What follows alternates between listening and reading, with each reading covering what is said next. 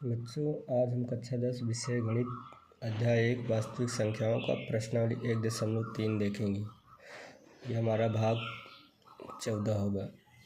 ठीक। पहला सवाल है, सिद्ध कीजिए कि √5 एक अपरिमेय संख्या है।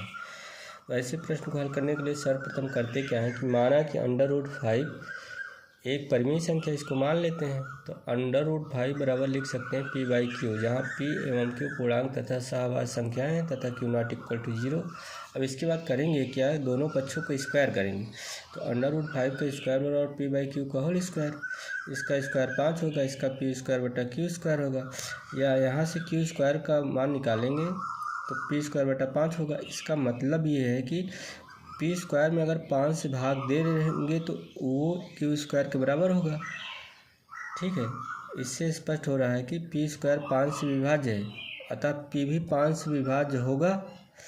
पुनः मानेंगे p = 5r।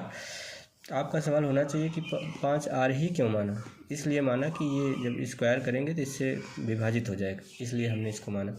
पुनः अब p का मान ले जाके यहाँ रखेंगे तो q² = p² 5। q² मान रखेंगे तो 5r का whole square by 5। q² = 25r² 5। 5 से भाग देंगे तो q² = 5r²। r² बराबर q² 5। समीकरण 2। इससे स्पष्ट है कि q² में 5 से भाग चला जाएगा, अर्थात q भी 5 से विभाज्य होगा।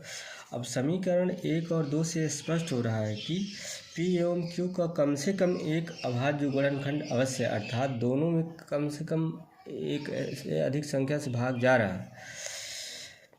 यह इस तथ्य का विरोधाभास है कि p एवं q सहभाज्य संख्याएं हैं, क्योंकि आपने आगे माना है कि सहभाज्य संख्याएं हैं, लेकिन यहाँ भाग चला जा रहा है।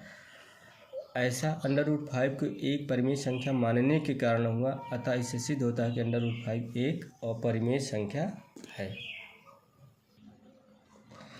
क्वेश्चन नंबर 2 सिद्ध कीजिए कि 3 + 2 √5 एक अपरिमेय संख्या है। अब इसको कैसे हल करेंगे। माना कि 3 + 2 √5 एक परिमेय संख्या है, अर्थात p/q बराबर 3 + 2 √5, जहाँ p एवं q पूर्णांक तथा सहभाज्य संख्याएं तथा q ≠ 0। अब इसको करेंगे क्या, p/q बराबर 3 + 2 √5। 3 को पक्षांतर कर लेंगे तो एलसीएम लेंगे, फिर p - 3q बटा q बराबर 2 √5। 2 को नीचे लाएंगे, p - 3q बटा 2q बराबर √5। ये समीकरण 1 इसको मानेंगे। अब यहाँ इसको देखेंगे, p - 3q बटा 2q एक परिमेय संख्या है, जबकि √5 एक अपरिमेय संख्या है। दोनों चीज़ बराबर हो नहीं सकता, अतः समीकरण 1 से स्पष्ट होता है कि p - 3q बटा 2q एक परिमेय संख्या, अतः √5 को भी एक परिमेय संख्या होना चाहिए। लेकिन यहाँ इस तथ्य का विरोधाभास है कि √5 एक अपरिमेय संख्या है, अतः इससे सिद्ध होता है कि 3 + 2 √5 एक अपरिमेय संख्या है। क्वेश्चन नंबर 3 सिद्ध कीजिए कि निम्नलिखित संख्याएं अपरिमेय है 1/√2। पुनः उसी प्रकार से इसको सब मानेंगे। माना कि 1/√2 एक परिमेय संख्या है, तो इसको हम p/q बराबर 1/√2 लिख सकते हैं, जहाँ p एवं q पूर्णांक तथा सहभाज्य संख्याएं तथा q ≠ 0। अब इसका करेंगे, अब p/q बराबर 1/√2 रेशनलाइजेशन 1 से ऊपर नीचे गुणा p/q बराबर √2/2। 2 को यहाँ गुणा कर लेंगे, मल्टीप्लाई करेंगे 3x। 2 पर p/q = √2।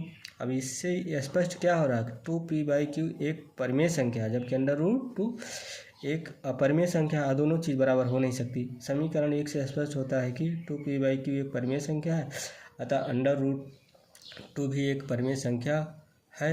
यह इस तथ्य का विरोधाभास है कि √2 एक अपरिमेय संख्या है, अतः इससे सिद्ध होता है कि 1/√2 एक अपरिमेय संख्या है। सेकेंड पार्ट है 7/5। सेम वैसे इसको भी मानना है। माना कि 7/5 एक परिमेय संख्या है, अतः 7/5 बराबर p/q, जहाँ p एवं q पूर्णांक तथा सहभाज्य संख्याएं तथा q ≠ 0। 7/5 = p/q। इसको नीचे ले जाएंगे तो √5 बराबर p/7q।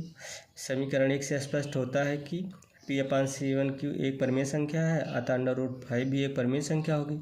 यह इस तथ्य का विरोधाभास है कि √5 एक अपरिमेय संख्या है। इससे सिद्ध होता है कि 7/5 एक अपरिमेय संख्या है। थर्ड पार्ट देखेंगे 6 + 2 √2। माना कि 6 + 2 √2 एक परिमेय संख्या है, अतः p/q बराबर 6 + √2, जहाँ p एवं q पूर्णांक तथा सहभाज्य संख्याएं तथा q ≠ 0। अब सेम ऐसे इसको भी पक्षांतर कर लेंगे। समीकरण एक से स्पष्ट होता है कि बटा -6q एक परिमेय संख्या है अतः √2 भी एक परिमेय संख्या है। यह इस तथ्य का विरोधाभास कि √2 एक अपरिमेय संख्या है। इससे सिद्ध होता है कि 6 + √2 एक परिमेय संख्या है। यह पाठ प्रश्नावली 1.3 समाप्त होती है। बहुत बहुत धन्यवाद।